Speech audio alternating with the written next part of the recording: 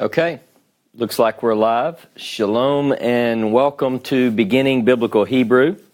I'm Ross Nichols, and this is the fifth and final class in our introductory series concerning the very basics. Now, one of the things that I wanted to say, having said that this is final doesn't always mean final. In other words, one of the things that I'd like to let you know is that my schedule doesn't allow me to plan the next wave in the immediate future, at least on a consistent basis. So what I'll have to do is, if you'll be patient with me, I might have to advertise several days in advance and do periodic classes over the next several weeks, months, and so forth. But I do want to continue with our present study. I did want to also say that if you're already a member of our introductory Hebrew Facebook group page, continue to monitor that, because one of the things that I'd like to do is to continue to post things on that page. If you were paying attention today, if you had an opportunity to look at it this evening, you'll notice that I did put up several vocabulary sheets. And what those are, those represent some of my earlier studies when I took the top 1,000 words following other vocabulary guides and cards and so forth, arranged those in frequency order. So in other words, if you'll notice, there are sheets which say verbs occurring 500 to 5,000 times. Those are the most common verbs, or the nouns 500 to 5,000. So what I would encourage you to do is to focus on those very frequently used words first. In other words, get those two down. They represent, about 60 some odd words.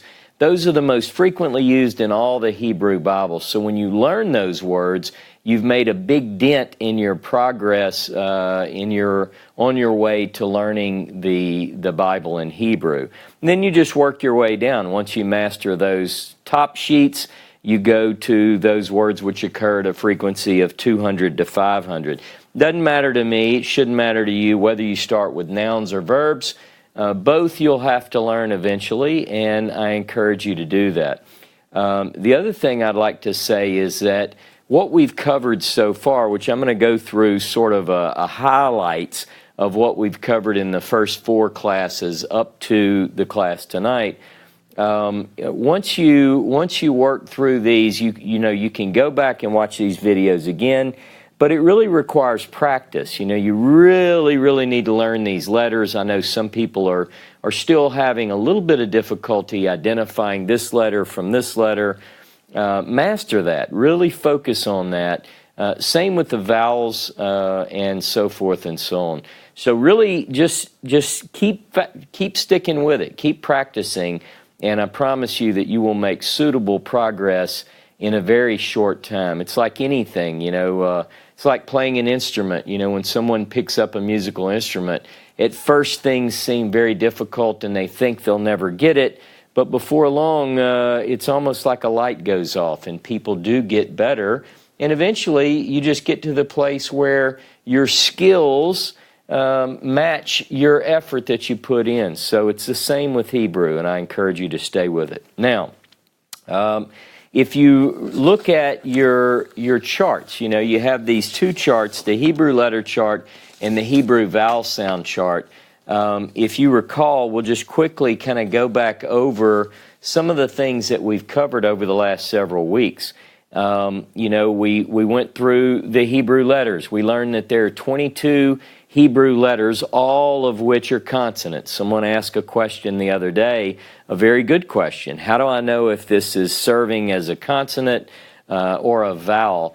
Remember, in the Hebrew text, it's always going to be a consonant, whether or not it's serving a dual function as a vowel form. But when you look at these letters, you should master, if you haven't already, the forms. You should master their English approximation. In other words, what vocalic power, what sound does this particular letter make? If it's a bait, it's a B. If it's a gimel, it's a G. really get that down until you just know it automatically. And it will come if it hasn't already, I promise you. We learned that certain letters have peculiarities. So you have 5 Hebrew letters. You'll look at your chart. Look at your chart and you'll see this. 5 of these Hebrew letters have final forms. That is, they have a medial form where whenever the letter occurs anywhere other than the end of the word, the beginning or the middle of the word, it has a certain form. And then the final form occurs only at the end of the word as the name would apply. We have 2 letters that have no English approximation on their own, the aleph and the ayin. These 2 letters, in order to understand what sound this particular letter makes, you'll be relying upon the vowel point which is placed associated with that letter.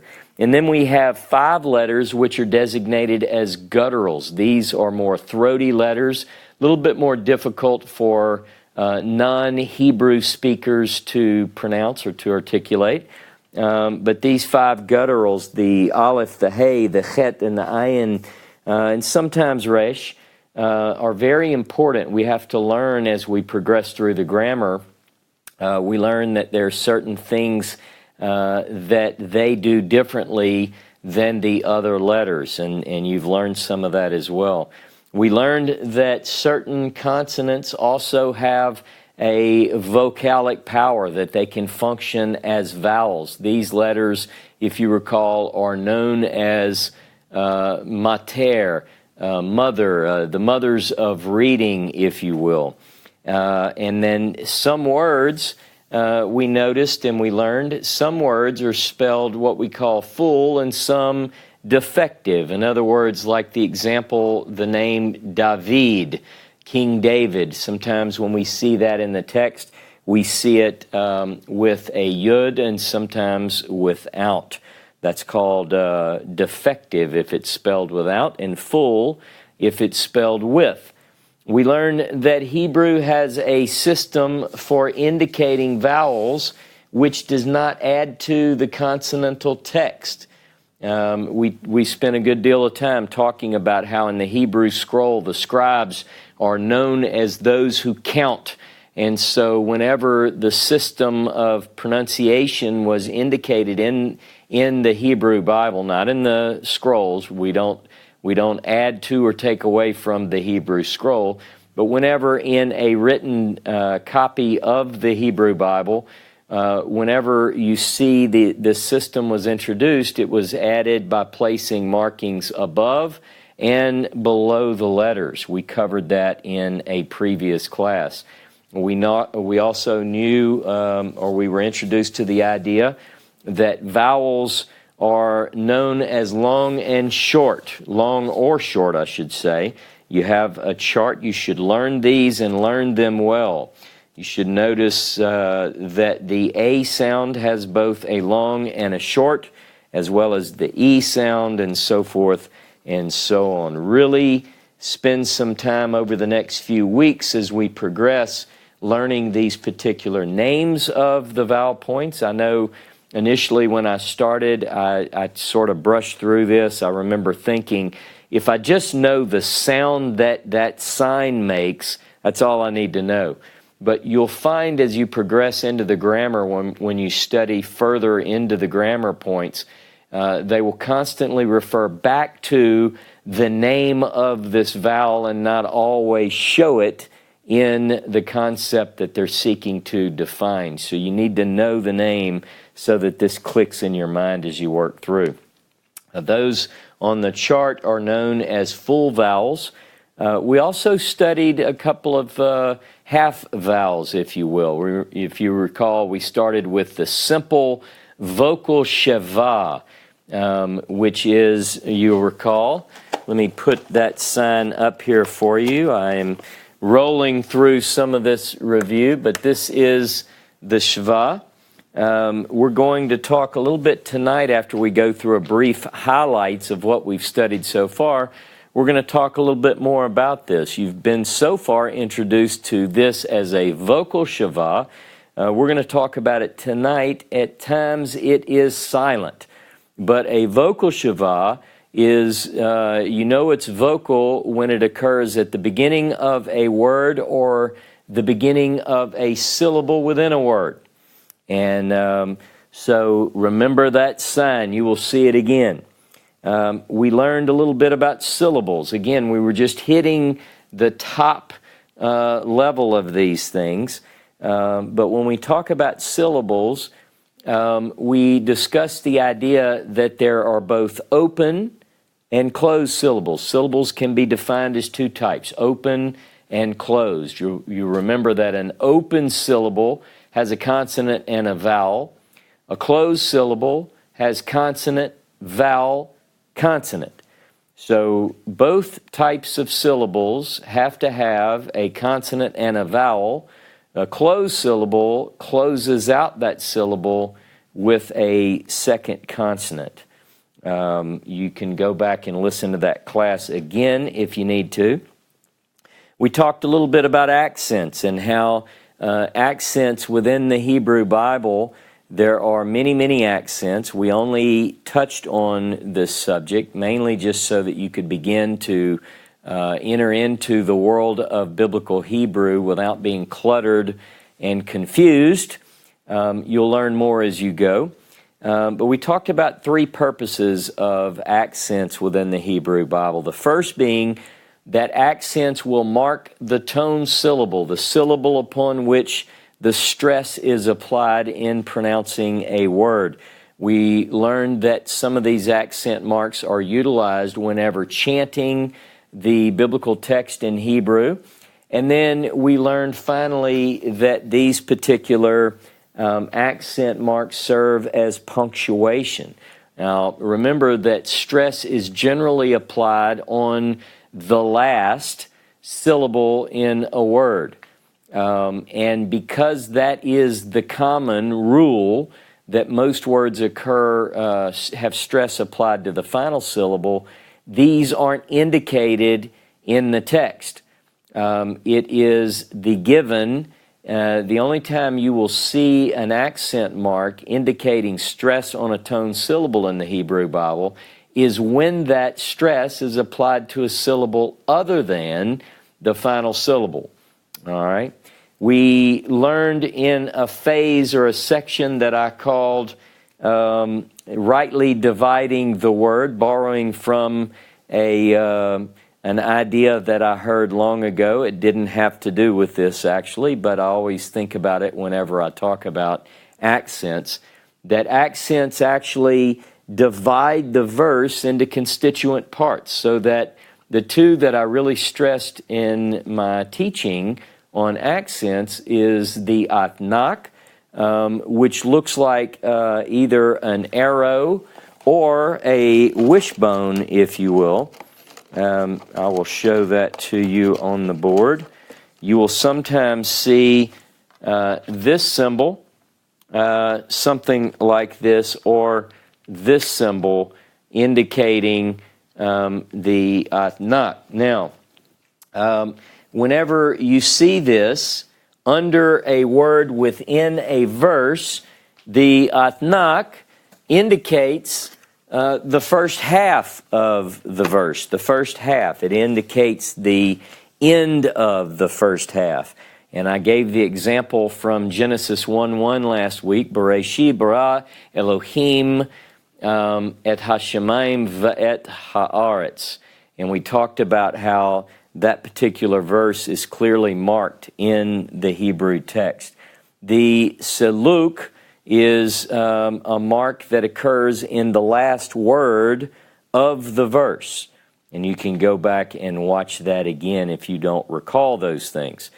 We also talked about the sign of the direct object. I'll get it out in a moment. It is indicated by two Hebrew letters, the aleph and the tav.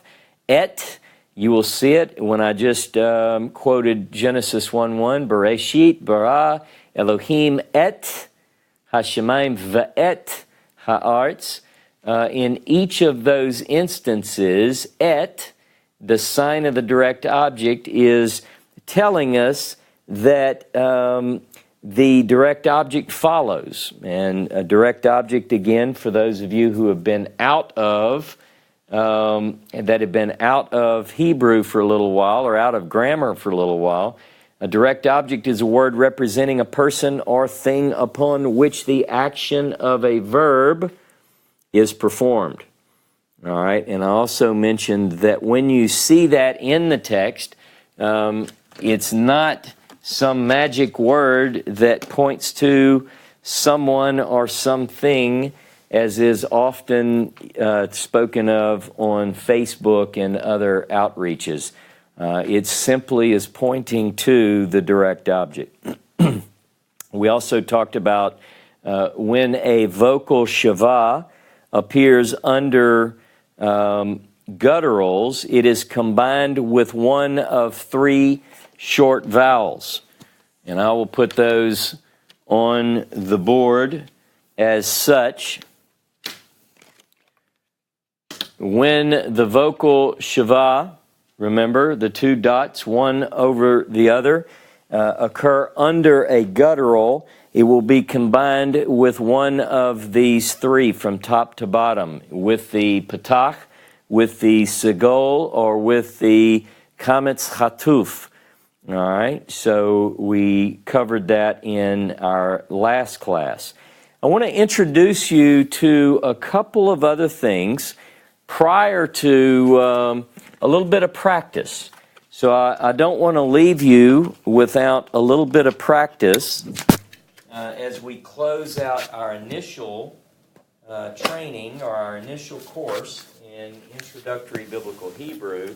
So I want to introduce you to a couple more things, and then I want to practice reading a few words so that you can see on my magic board here how we work through a word and put certain concepts that you've learned into play. Again, you're going to have to practice. Those who are going to get good, and some of you may already be getting good, some of you maybe not so much, but I promise you that the harder you work, the better you'll get. This is not something that tends to come upon people in a magical way. It's like anything else. I would love to play the guitar. I've told people that. But I just don't put the effort in to get good at it. In fact, I don't put enough effort into it to get weak at it. But I do have a couple of offers, and my friend Jono has agreed to teach me if we ever have time in the midst of other things that we're doing. But it's like that. It's like an instrument. You have to practice. And I want you to really do that. And I'm going to give you some tools at the end of tonight's class. I've uploaded them onto our Facebook group page for Introductory Biblical Hebrew. And that is these sheets that I spoke of when I kicked things off this evening.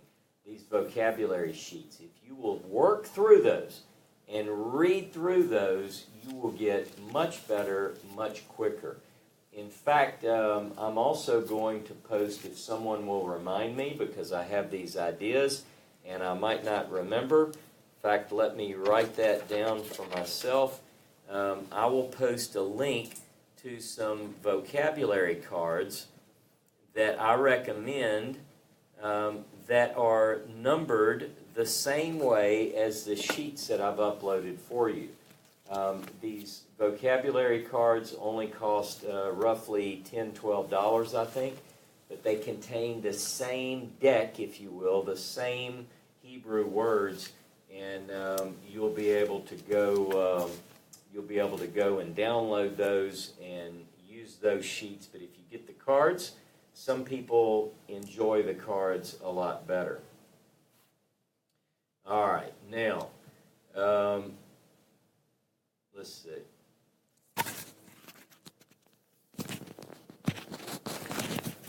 I happened to look down and see that someone told me that my mic came off. So hopefully that didn't happen too long ago.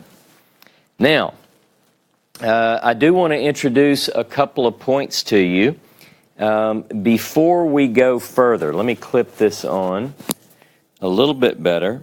And this is what I get for dressing sloppily tonight and not having a button-up shirt on. So hopefully you didn't miss much. The vocal Shiva, previously covered, as on the board, begins a syllable or begins a word. In other words, it is vocal, this Shiva is vocal, when it occurs at the beginning of a word or the beginning of a syllable within a word. A silent Shiva, on the other hand, stands beneath a consonant that ends a syllable. We will go through an example here shortly. The point that I want to make at this point, because we can't get into everything in this class, I want you to understand that whether a Shiva is vocal or silent, it will look the same. But there are rules whereby you can determine whether or not it is pronounced. So stay with me. A silent Shiva is also known as a syllable divider. So you'll get this in just a few minutes. There are words in which two occur side by side. All right, and I will put another one up there. And so you will see if a word has two of these side by side, the first one, all right, now this is going to be a rule. Remember, we're going right to left. This one, right, the first one that you come to is going to be silent. See if my marker works. Silent. The second one, so this is number one. The second one is going to be vocal. Number two, going right to left. If you see a word that has two of them side by side, the first is silent, the second is vocal. And that's because the first one will mark the end of a syllable, and the second one will mark the beginning of a new syllable. Now, I do want to put a word up for you and let you see an example of something that you will see quite frequently in the text. Let's see. This is something that you will see within the Bible, and you need to recognize it. I'm walking a bit funny because I don't want my microphone. I'm trying to be very still. All right. Now, what I'm fixing to demonstrate is that a final kaf, right, often will have on it a raised silent Shiva. All right, so if I wanted to spell the word, for instance, lech, I would do it this way. This is, just notice, don't be confused here. Remember, this is a vowel sound, and this is a silent Shiva. If I wanted to spell the word melech, I'll show you this one. Just to give you another example, erase some of this.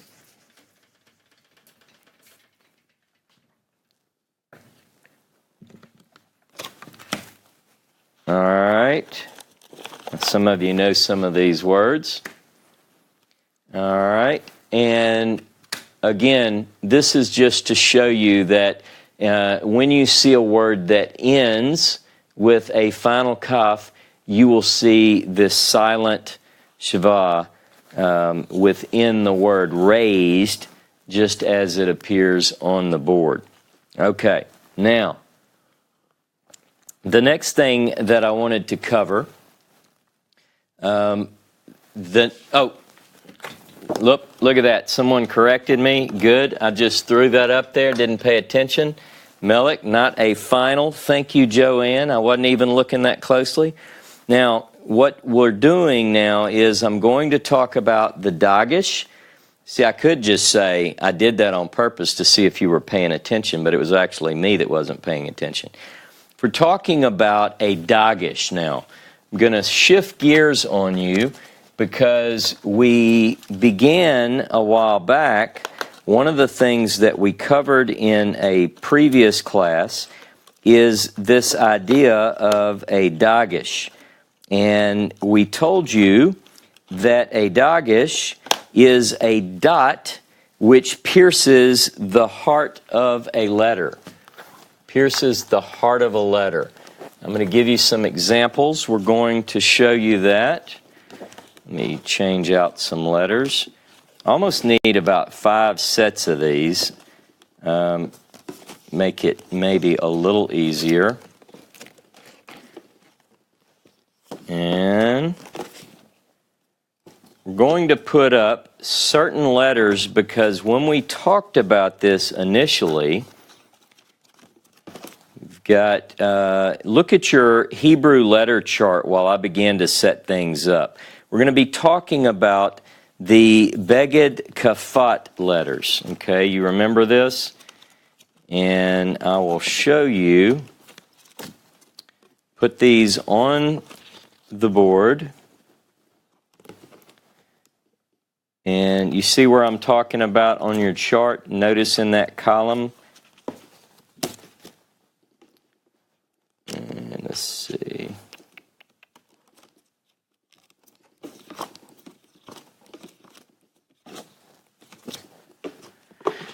All right. Some of you asked a good question not long ago, earlier this week, on our study page. And this might make it a little bit easier to grasp by showing it on the board. These, notice on your chart, the letters that I'm placing up are the Beged Kafat. Okay?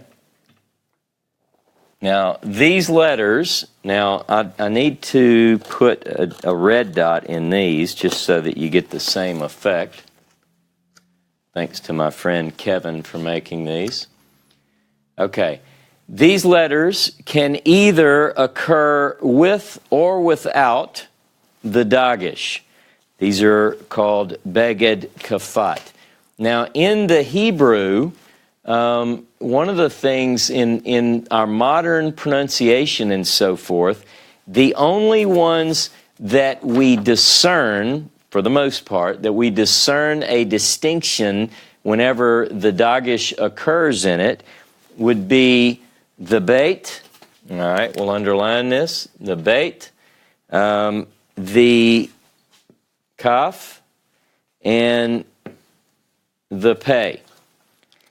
If the dot is in the beit, it's pronounced as a B. If it's not there, if it looks like this, without the dot, it will be a V. Okay? B, V. The Gimel, we don't discern a difference in modern pronunciation, nor do we discern a distinction between the Dalet, whether it has or does not have. The Kaf, if it has the Dagesh, it's more of a K sound, a hard sound, whereas without, it's more of the throatal, the Ch sound, and with the Pei. All right, if you see the Pei with the Dagesh, it's a harder pronunciation, it's a P, but without, it would be an F. Now, we'll tell you that in some circles, mainly within the some of the Orthodox community, I've heard people say, and you probably have as well, when they say Shabbos, whenever they say Shabbos, they are, I learned this not long ago actually, they are making a distinction whenever the Dagesh is not present in the Tav. So what they would do is whenever they see a Tav, some Orthodox, they will use the S sound to distinguish this from the tav with the Dagesh in it. Hopefully that makes sense. That is a rather late convention, at least as I have read, and it's not biblical. But nonetheless, if you've heard people say Shabbos, and you know that the word ends in a tav, and you've wondered about that, that's why. Now, one of the things that I want to do is, while we're talking about Dagesh, it's interesting, I saw that one of the members of our Facebook group said something today on there about certain Dagesh being called forte, Dagesh forte. And if you see that in a grammar, or if you hear that term, forte is a word that means strong. And Dagesh forte, I'm going to read you, try not to bore you, but I'm going to read you a couple of lines from the Kelly's grammar to describe Dagesh forte. Remember, we studied earlier this Dagesh lene, all right, which is weak. We've talked about this idea of putting a Dagesh in the heart of these 6 consonants and getting different pronunciations on at least 3 of those, maybe 4 if you're in an ultra-Orthodox community. All right, so Dagesh lene is a dot which can be placed in the beged kafat letters as we have listed on your chart. Dagesh forte, Dagesh strong, it's the same appearance. It's a dot in the heart of the letters, is identical in appearance to Dagesh lene, but serves an entirely different purpose. All right, it's a dot that indicates that a letter, a consonant, is doubled in which it stands. And I will give you an example of that in a later part of the class. But for now, understand that a Dagesh forte, the Dagesh strong, indicates a doubling or a strengthening, as some grammars put it, of a consonant. All right? Now, this Dagesh forte that I'm speaking of now can be placed in any consonant other than or except the gutturals. All right? You cannot place a Dagesh in a guttural. All right, so there's 3 basic rules when it comes to distinguishing whether or not a Dagesh is a lene or a forte. All right, so we ready? A dot in any letter other than a beged kafat letter is a Dagesh forte and indicates the doubling of that letter. All right? So you can write that down. A dot in any letter other than a beged kafat letter is a Dagesh forte and indicates the doubling of that letter. Rule number 2, a dot in a beged kafat letter will be a Dagesh lene whenever that letter is not immediately preceded by a vowel. All right? It's going to be a Dagesh lene if it occurs in one of these letters whenever that letter, whether it's a beit, a gimel, a dalet, so forth and so on, is not preceded by a vowel. All right? A dot or a Dagesh in a beged kafat letter will be a Dagesh forte whenever that letter is immediately preceded by a vowel. Now, this is going to make more sense as we apply it in the examples that I have coming. Another way of stating these last 2 rules is that Dagesh lene never stands after a vowel. All right? You get that? Dagesh lene never stands after a vowel, whereas Dagesh forte always stands immediately after a vowel. All right? So, we're going to see some of these examples in just a moment. Now, one of the things that I know I'm going to be going through quite a bit here, but it's important to cover these points. You can always watch it again later. All right? Gutturals don't take a Dagesh. All right? And so I'm going to remove these letters. and get ready to show you a couple of points so that we can practice a few things as we move into a little bit more of the details. All right.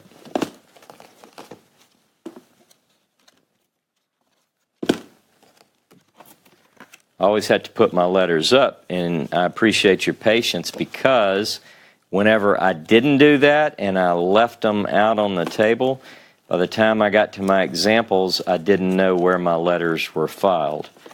So, it's always good to pick up, boys and girls. Remember that. It helps you for your next object lesson. Now, if, for instance, I just told you that gutturals don't take a Dagesh. You know how we talk about there are always exceptions? If I put a Dagesh in the letter hey, that sounds like or looks like I just violated something that I just told you you won't see. Okay, we've covered Dagesh lene and Dagesh forte. In this particular instance, we know that hey is listed as one of our gutturals. You can look at that on the chart, your Hebrew letter chart, and make sure. But if we see this, this is called a Mappiq. A Mappiq. Now, the definition of a Mappiq is, this is why I recommend this particular grammar book, this Kelly, because not only does it have great biblical exercises, but it has a handy glossary at the end where you can look up these various terms that you sometimes encounter in the grammars. All right, so here's one of the things that I wanted to cover with you. The Mappiq is a dot that can be inserted in a final hey. In other words, when hey is the final consonant of a word, you will sometimes see that dot called a Mappiq, all right, that's in the heart of the hey. It functions, it's used to indicate that the hey in this situation functions as a strong guttural and not as a vowel letter. Remember, we had told you that hey is sometimes used as a vowel letter. If you look at your vowel chart, you'll see that it sometimes represents the letter A, or the A sound, I should say. But when you see that, it's going to indicate that it is a strong guttural. Final hey without a Mappiq becomes quiescent. We talked about quiescence, and is therefore unable to make that syllable in which it stands a closed syllable. So it says this rule applies only to a hey that is final in a word and not to one that occupies an initial or an intermediate position. All right, so now as we get into verbal forms and so forth, we'll need to know a little bit more detail, but right now we're not going to go into that. That's going to be later in another class. So, for instance, no, I'm not going to do that right now. Now, there is another concept, and then we're going to move into some examples. There is another concept that I want to talk about, and that is called a furtive patah, or sometimes you'll see it patah furtive, okay? In this particular, you have to know this as you get into the text, because you'll see this. In fact, the examples that I've selected for you, you will recognize. You probably, even if your Hebrew vocabulary is not really strong, you will probably know the word that I'm going to use as an example. All right. Let's use this word as an example number one,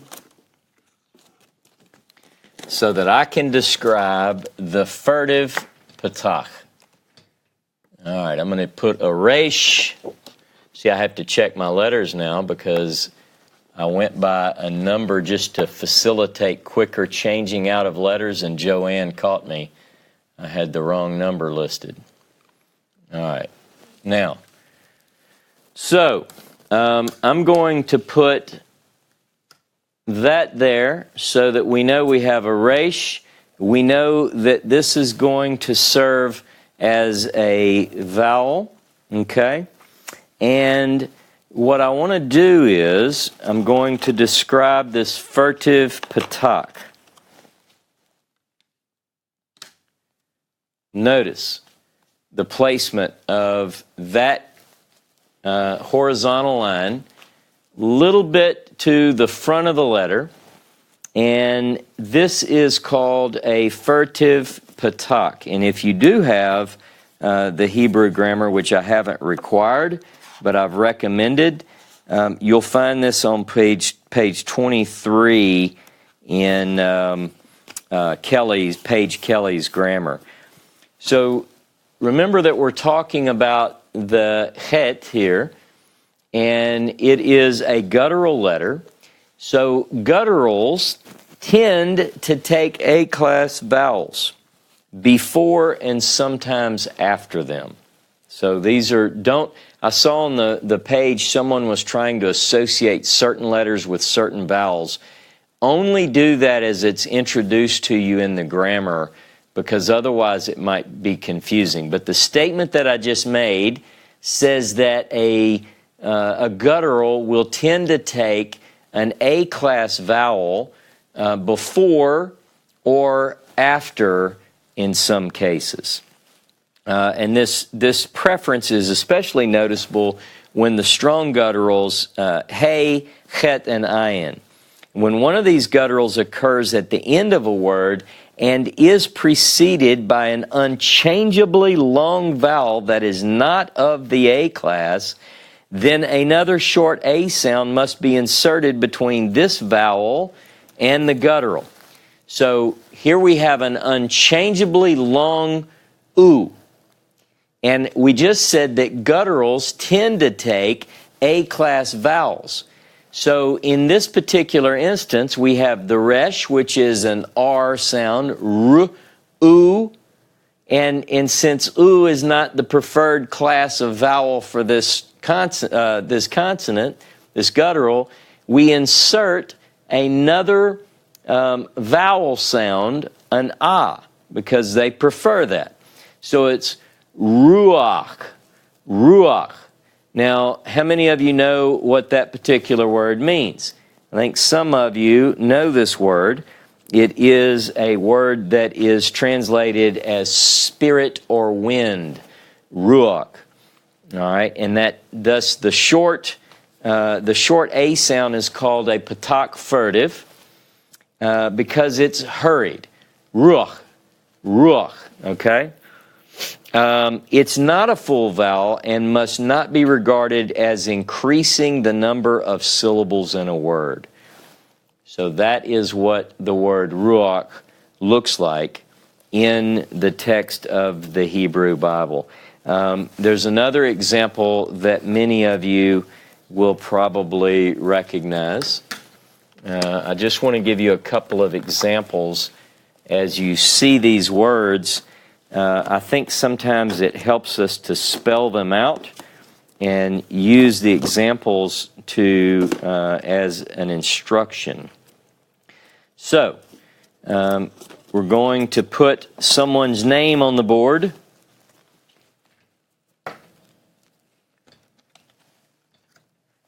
All right. Now, how many of you know this particular name? Do you know about this? Tried to give it away for you a little bit. In English, this particular name is transliterated as Noah. All right. Now, a lot of times these transliterations, as you learn Hebrew, you'll learn that there is often a little more guttural than what the English translations bring across to us. All right. But in this particular class, or in this particular name, No, see the noon gives us the N sound, and then we have the holem, which is the long O. So we have Noach, Noach. This is how you spell the name Noah in Hebrew. It's a little more guttural than our English translations generally present it. Now, I'm rolling along here. I want to give an example of something else that you'll see, but again, I'm only touching the surface of this because there is more to just about everything we're talking about than what I have time to cover in this introductory class. Plus, if you get too much, I know it's that way for me, it's a little bit confusing. So I'm going to spell or show you an example so that this point sinks in. And again, we're going to do a name. This time, we're going to do a name that is generally mispronounced by English speakers. I know I certainly was confused when I grew up reading the Bible in English. Now look, Joanne, we're going to start the name as we should with the proper mem, not the final mem. And what I want you to do, since I'm slow at spelling, I want you to begin to see if you can determine this name. Now, don't give it away. I know some of you might be quicker than others. I want to make sure that I give you this particular name, but I want you to try to sound it out, and you'll have plenty of time, as slow as I am at this. This is sort of a long name. Again, it is generally mispronounced, but you, being Hebrew scholars, will be able to pronounce it properly. And it's going to give me an opportunity to spell the word for you and to introduce another topic. Again, long word. Let me scoot it over.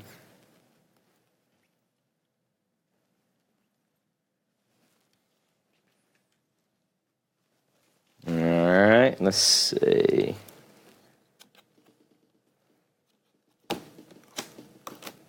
Some of you think you already have it, and you may. And this will give me, as I said, a way to introduce another Hebrew point.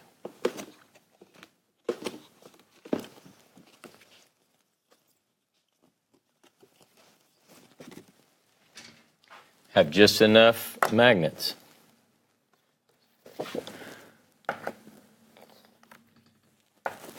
Okay, now let me give you some vowel points so that it's a little bit easier to read.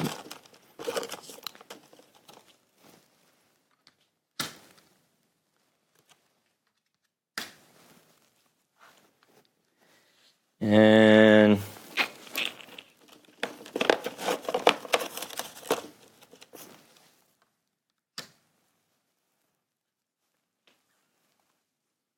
okay. So the first thing I want you to notice is that I put a red horizontal line at the top between the two parts of this particular word. All right. Now, if you notice, this particular name occurs twice in Scripture. It occurs in the book of Genesis, in Genesis chapter 14, verse 18, and then it also occurs in Psalm 110, verse 4, in Psalm 110, verse 4. And how many of you know what this is? Let me pull up my screen, and if you know what the word is, just simply tell me, I got it, I got it. Let me know if you're getting it, all right? So if you remember what we've talked about, this will be a silent Shiva because it closes a syllable, mal. Malki. Melchizedek. And we're going to talk about this in just a moment. Melchizedek. Now, in Melchizedek, generally, I've heard people pronounce this many different ways. Actually, let me put that there. Melchizedek. What I've heard it's sometimes pronounced Melchizedek and so forth. But when we look at this, how is it that we can't get chi, like Chizedek, because this is a hard sound, more like a K. We know this is Mal, Ki, Tzedek. Melchizedek. Now, what is this particular thing that we have here? In other words, we only have two examples of the spelling of this name, if you will. Genesis 14:18 and Psalm 110, verse 4. And in both cases, it's spelled just like this. Now, I know in the Christian writings there is a good bit about this particular figure. But in the Hebrew Bible, we only have these two. This is called a Mappiq, and it is a binding. It binds things together. There is a grammatical reason for that. If you have Paige Kelly's book, if you'll go to page 12, you can read about this particular idea.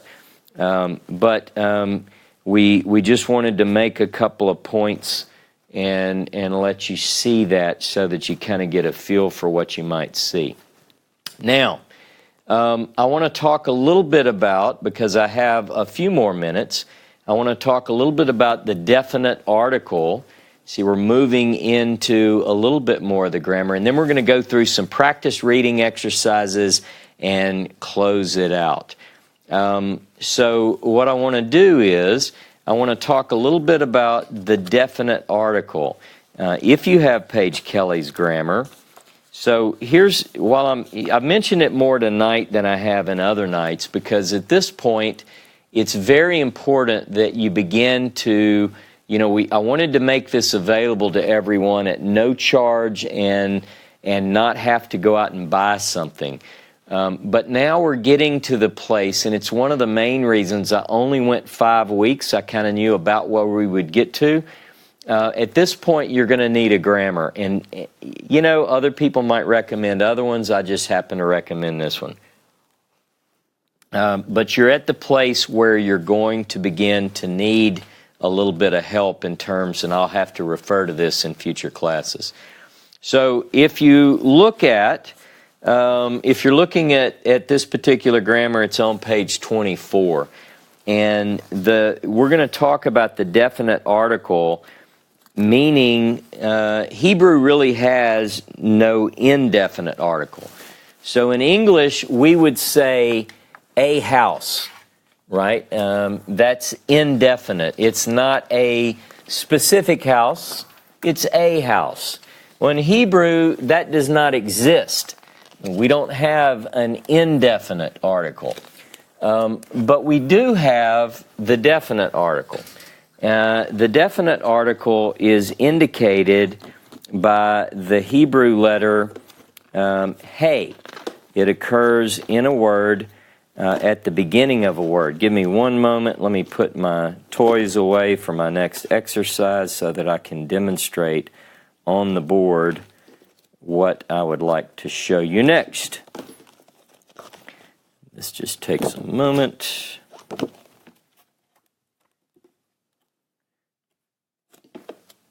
All right.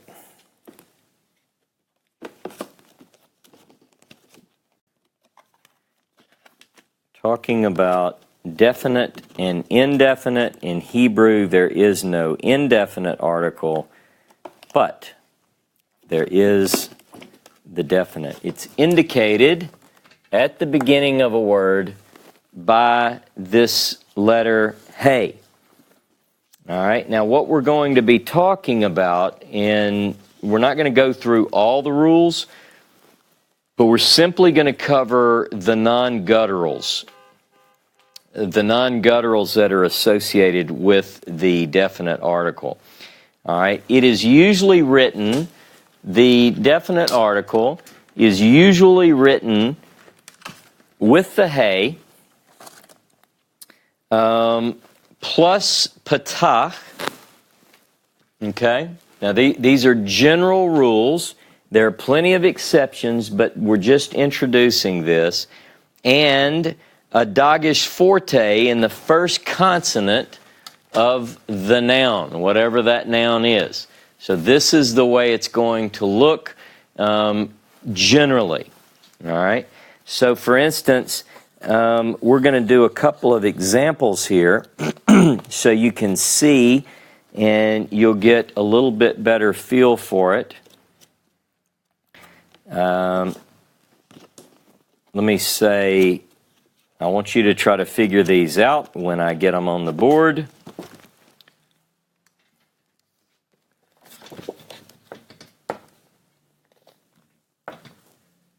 Now remember, a Dagesh forte basically is going to cause us to represent this as a repetition or a doubling of the consonant, okay?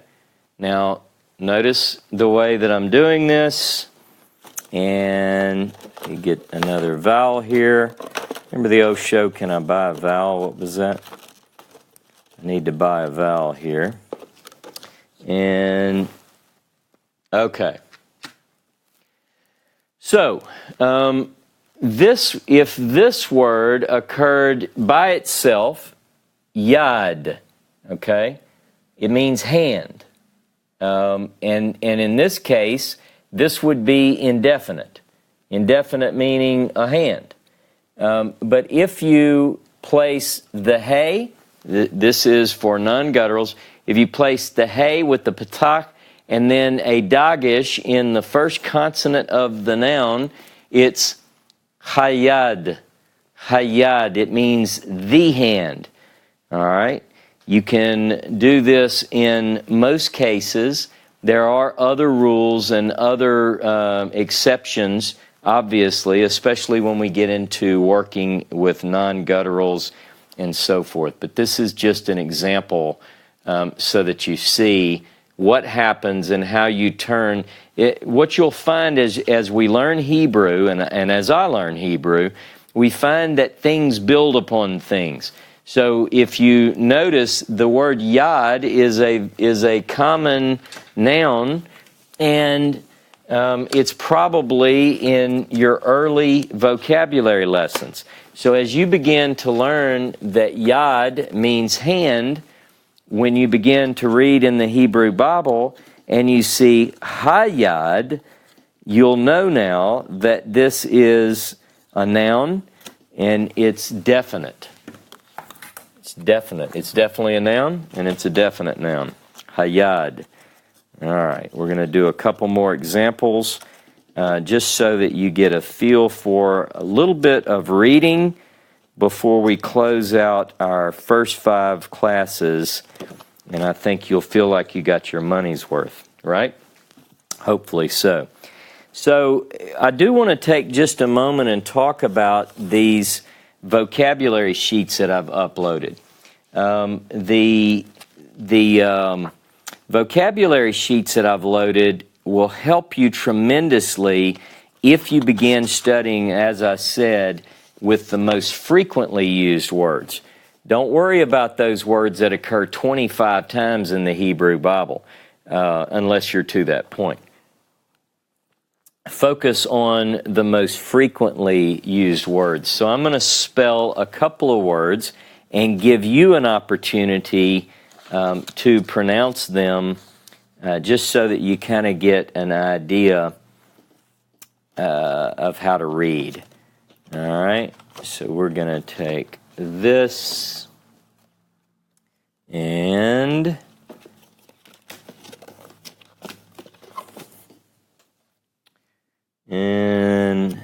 letter hay.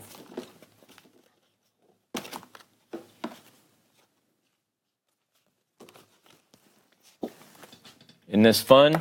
You're already reading Hebrew.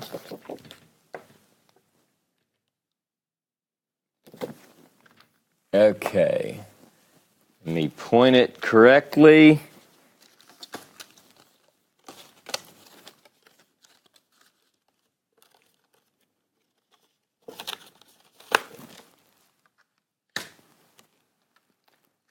Okay.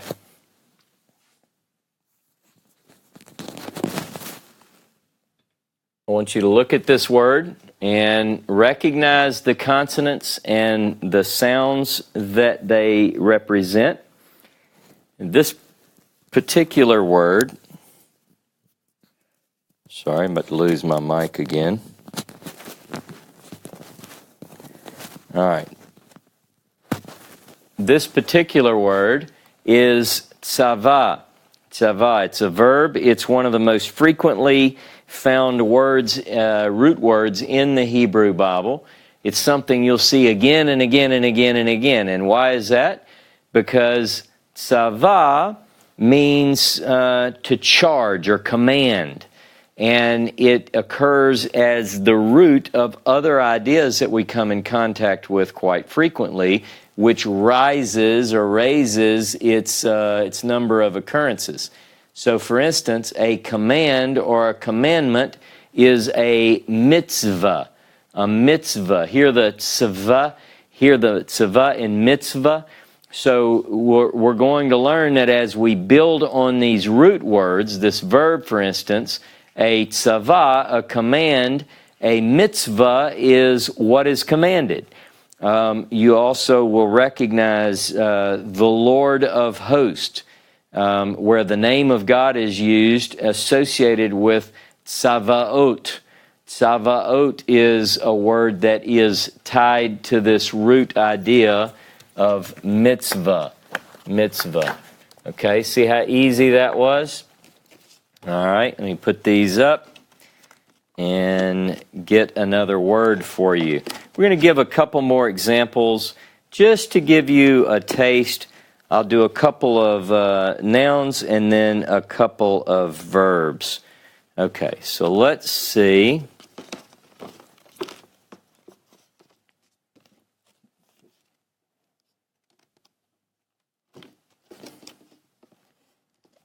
Let's see if you can do this one. I bet you can. And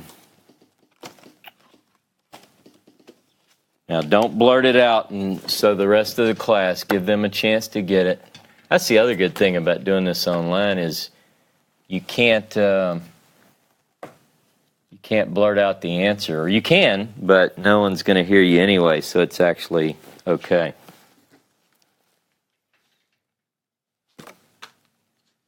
Okay, it's another verb. It is very frequently used in the Hebrew Bible. One example I can give you off the top of my head, because I've studied the subject, is that this particular verb occurs in one form or another in the book of Deuteronomy, in the book of Devarim, more than 80 times. Can you read it? Shema. All right. Shema. Shema is a Hebrew word that indicates the faculty of hearing. It can mean, depending on how it's pointed and so forth, it can mean to listen, to hearken, to hear. But the idea is the faculty of hearing. All right. So this particular word, Shema, a form of this word is very important in Judaism.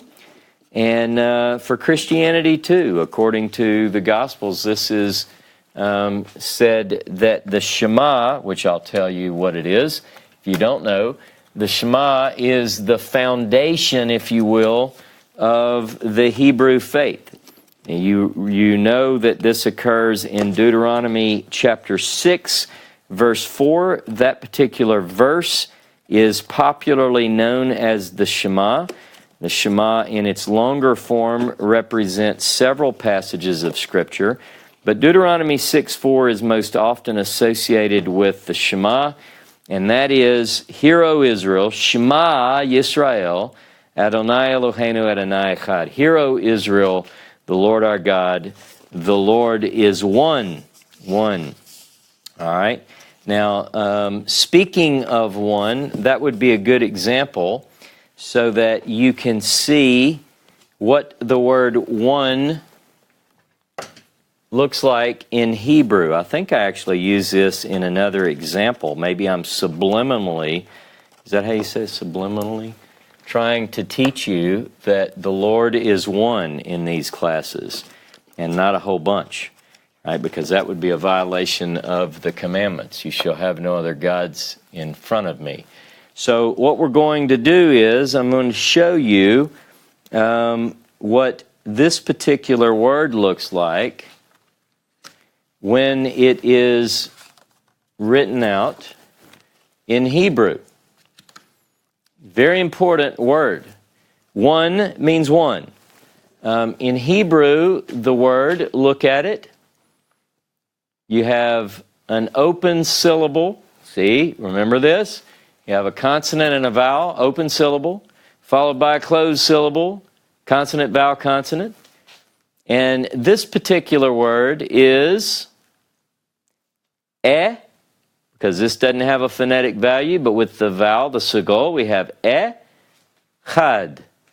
Echad. Echad. Echad means one.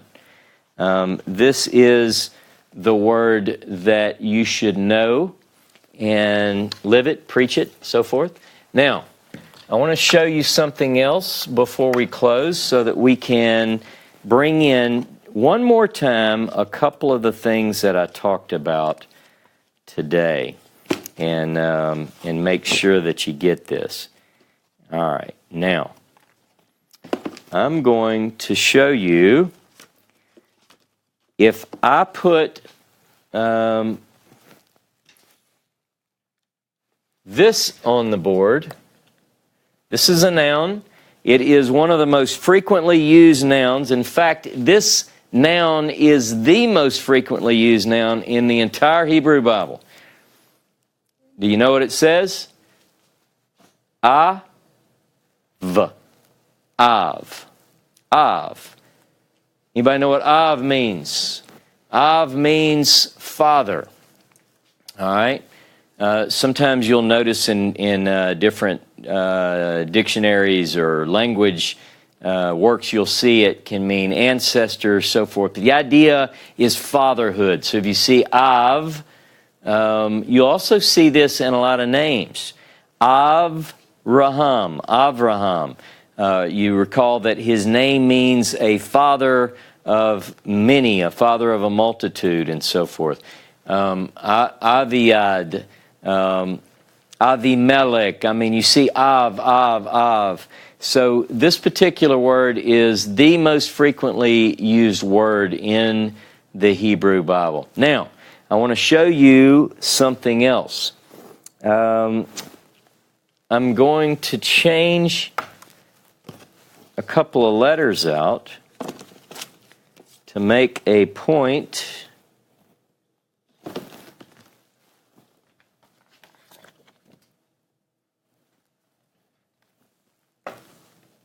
And let me ensure that I am pointing this correctly.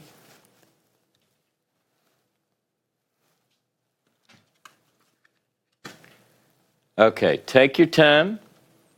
You know, what we're looking at here is a variation of what I just showed you when I showed you Av.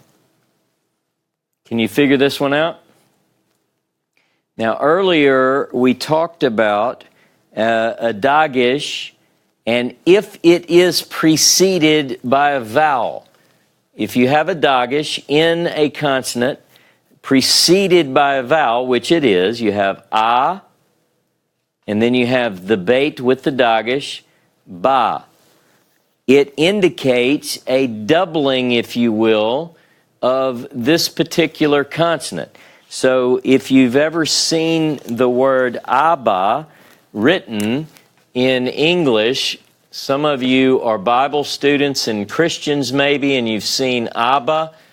Some of you are old potheads and you used to listen to a group named Abba, but either way, hopefully you learn this in a good way. But Abba is the word for father.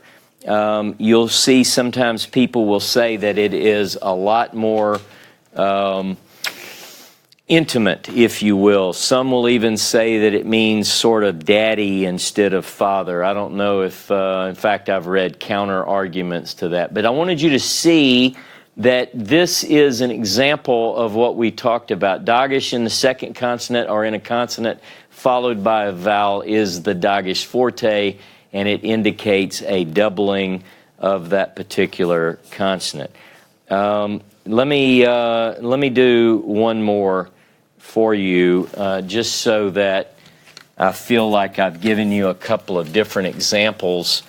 And believe me, I'm not signing off to say that I don't want to hold further classes. I do.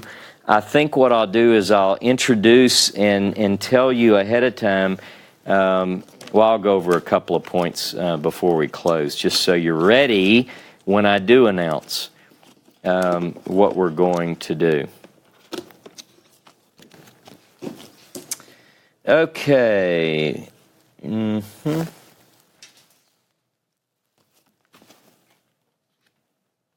This word is very, very frequently used in the Hebrew Bible, and it is, I'll give you a couple of moments to look at it, or maybe a couple of seconds. You should be getting pretty quick with this. Remember, aleph doesn't have a phonetic value, but what we have here, and then with the closing, it's the SH. So this is ish, ish. It's one of the most commonly used words in the Hebrew Bible, and it is the word that is generally translated as man. All right? So, man, I had a good time. And I hope that you found these classes beneficial. I appreciate your patience, as there were a couple of classes that I had either technical difficulties, I had to postpone a couple of classes, but I do appreciate your patience in that regard. I've not taught publicly in terms of biblical Hebrew. I don't consider myself an expert by any stretch of the imagination, but I absolutely love biblical Hebrew. I love the Bible.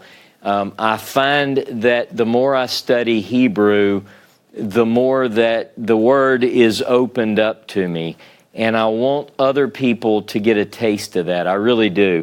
And so there are some things, I know people might listen in and they'll go, oh, well, this person is not the best Hebrew teacher. That's not on my resume. I didn't claim that. What I really wanted to do was to provide you some classes that would introduce you to the language of God, the language of the prophets, and to expose you to just a little bit.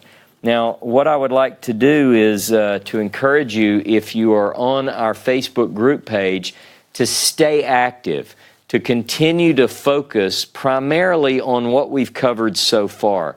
The reason I ask you to do that is because I don't want people to get too far ahead, and that's going to, I don't want people to be confused, and I don't know how much I'll be able to monitor over the next couple of weeks and engage. I'll be able to monitor, but engage, because I've got some repairs at my house going on and so forth, and other classes and so forth.